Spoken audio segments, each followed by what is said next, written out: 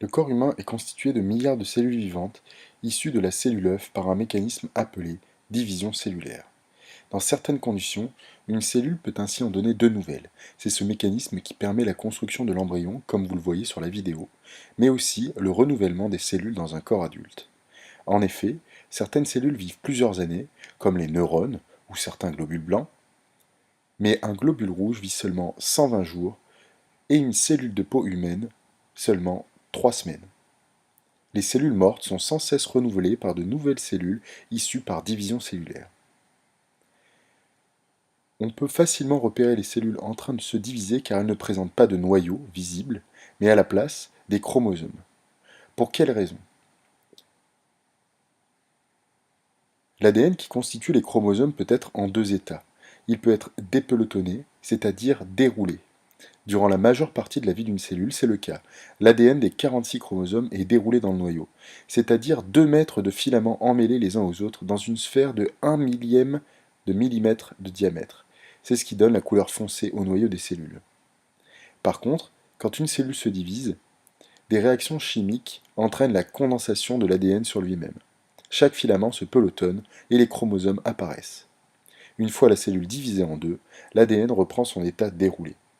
Les chromosomes ne sont donc visibles que durant les 30 minutes que dure la division d'une cellule. Voilà pourquoi dans certaines cellules, on observe non pas des noyaux, mais des chromosomes bien visibles. Vous savez que chaque cellule du corps humain possède les 46 chromosomes transmis par les parents, initialement présents dans la cellule œuf. Comment ont-ils été transmis de division en division?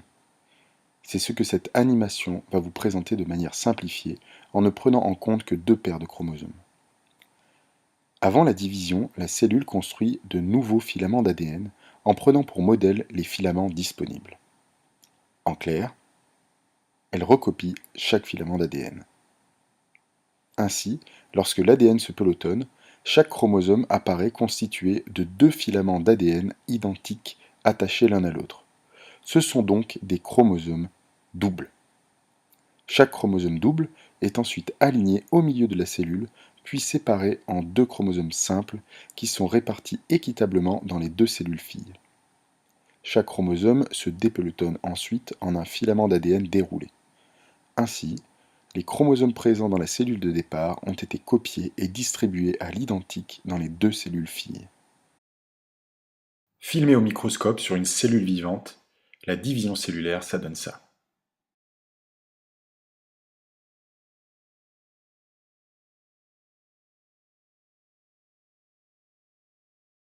Un chromosome double a été artificiellement coloré en vert pour qu'on puisse mieux comprendre ce qu'il se passe.